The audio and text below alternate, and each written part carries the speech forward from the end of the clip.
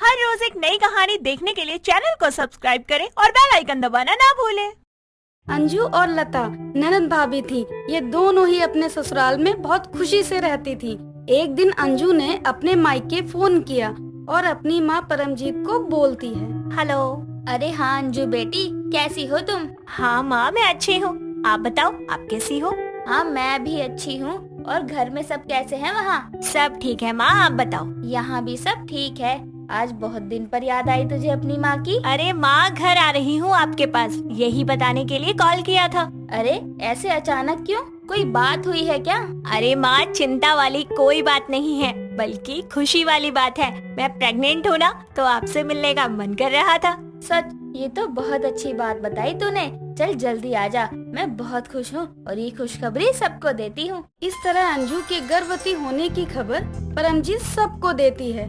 अब अंजू अपने मायके आ गई थी, लेकिन गर्भवती होने के कारण वो बहुत नखरे दिखाती थी। एक दिन अंजू अपनी भाभी लता से कहती है, भाभी क्या कर रही हो आप अभी? कुछ नहीं, बस अभी ही घर के काम खत्म कर फ्री हुई हूँ। कोई काम था क्या मुझसे? भाभी, मेरा ना आज वो डेली वाले दाल चावल रोटी सब्जी ये खाने का मन नहीं है, तो क्या आप मेरे लिए कुछ स्पेशल सा बना देंगी? हाँ हाँ क्यों नहीं, बताओ क्या खाओगी तुम? क्या खाऊंगी, कुछ अच्छा ही नहीं लग रहा मुझे। अरे अंजू, बस इतनी सी बात बता दो, कैसा स्वाद खाने का मन है तुम्हारा? बाकी तो मैं खुद ही बना दूंगी। कैसा स्वाद मतलब भाभी? अरे स्वाद मतलब खट्टा मीठा तीखा, कैसा खाना चाहोगी? थोड़ा तीखा, थोड़ा खट्टा मीठा। ठीक है, तुम यहीं बैठो, मैं बना कर लाती हूँ। ठीक है भाभी, जल्दी लेकर आना। लेकिन आप बनाओगी क्या? मैं बनाऊंगी थोड़ी तीखी आलू टिक्की और खट्टी मीठी इमली की चटनी। अरे वाह भाभी, आपने क्या डिश बताई है, मेरे तो मुंह में सुनकर ही पानी आ रहा है। जल्दी से बना कर ले आओ। हाँ हाँ लाती हूँ। थोड़ी देर में लता अंजू के लिए टिक्की बना कर लाती है और उसको देकर बोलती है, लो अंजू, खा लो तुम अपनी तीखी टिक्की और खट्टी मीठी चटनी, लेकिन ज्यादा मत खाना क्योंकि फिर पेट में दिक्कत भी हो सकती है। ठीक है भाभी, मैं इस बात का ख्याल रखूंगी। आप भी खाओ ना। अरे नहीं, मैंने खा लिया था खाना, तुम खाओ। ऐसे ही अंजू लता को कुछ न कुछ नखरे दिखाती थी और उसे काम में लगाए रखती थी, लेकिन लता उसे कुछ भी नहीं कहती थी। अंजू के सारे नखरे चुपचाप ही सह लेती थी। तभी एक दिन लता की सास और अंजू की माँ परमजीत लता से कहती है, अरे लता बहू, एक बात तो बता मुझे जरा। क्या माँ जी, कहिए ना। तुम्हें अंजू का ऐसा बर्ताव अच्छा लगता है क्या, जो तुम उसकी हर बात मान लेती हो?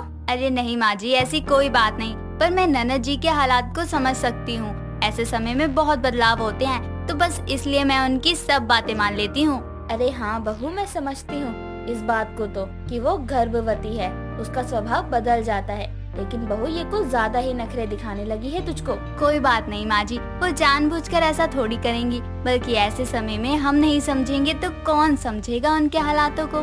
बोल तो तुम भी सही रही हो, लेकिन ऐसा न हो जाए कि तुम्हारे इस अच्छे स्वभाव की वजह से उसके नखरे दिखाने की आदत बढ़ जाए। अरे नहीं माँ जी, ऐसा कुछ नहीं होगा, आप चिंता मत कीजिए, समय के साथ सब ठीक हो जाएगा। परमजीत ने लता को समझाने की बहुत कोशिश की, पर वो अपने अच्छे स्वभाव के चलते कुछ भी समझ नहीं सकी कि उसकी सास किस बारे में समझाना चाहती है।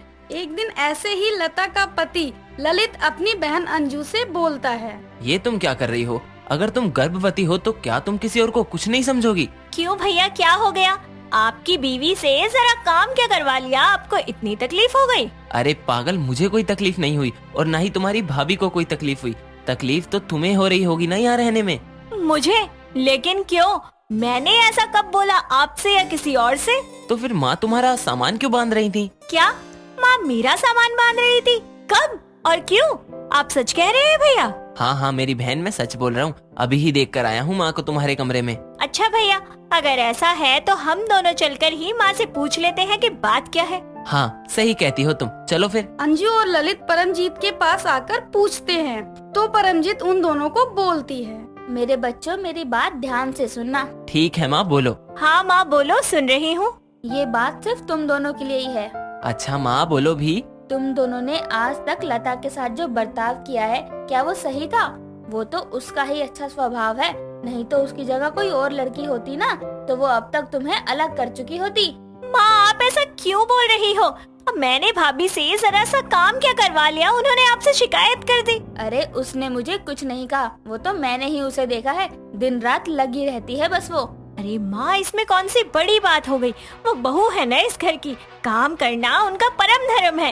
और मैंने काम करवा लिया तो क्या ही हो गया बताओ? बेटी थोड़ी ना है वो जो मेरी नकल करेगी। अरे तो तुम भी तो किसी के घर की बहू हो, तुम्हारे साथ ऐसा बर्ताव किया जाए तो तुम्हारे ससुराल में तुम्हें कैसा लगेगा? अब बोलो। माँ तुम भी ना क्या बातें लेकर बैठी हो? लता ने कुछ कहा क्या इस बारे में आपसे? अरे नहीं, वो क्या बोलेगी, मैंने ही सोचा था कि उसको समझाऊं कि वो नखरे ना झेले, पर वो तो कहने लगी मेरी प्यारी ननद गर्भवती है, तो ऐसे में तो हमको उसको समझना ही होगा, और कौन समझेगा। फिर आप क्यों चिंता कर रही हो माँ? जब वो ठीक है तो सब ठीक होगा। ललित की इस बात पर परमजीत थोड़ा गुस्से से बोलती है।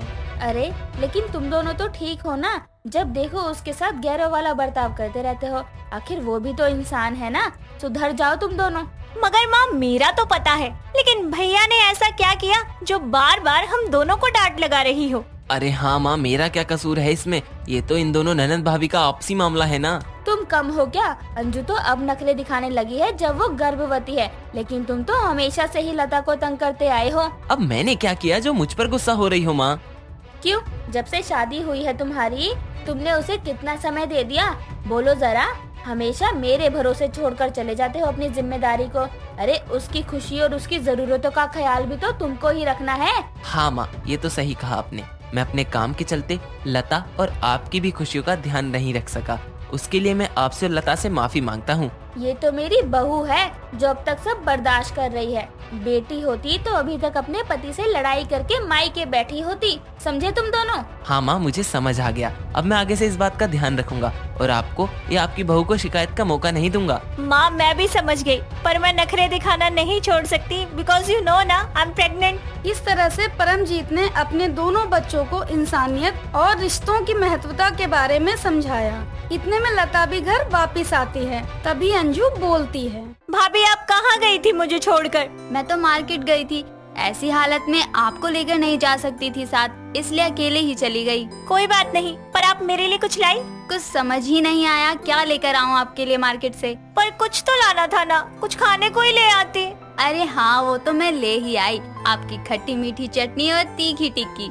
लो फिर से शुरू हो गए इसके नखरे, ये कभी नहीं सुधरेगी। क्यों सुधरे माँ जी, गर्भवती ननद तो ऐसे ही होगी ना। लता की सहजता और परमजीत की समझदारी के चलते ही अब परिवार खुशी से रहने लगा और माँ की चिंता भी दूर हो गई। और इसी तरह से गर्भवती ननद के नखरे भी उसकी प्यारी भाभी ने बिना किसी नोक झोंक के पूरे किए। दोस्तों, अगर आपको ये कहानी पसंद आई तो इसे लाइक करें, शेयर करें और कमेंट करके बताएं कि कहानी में आपको सबसे अच्छा क्या लगा।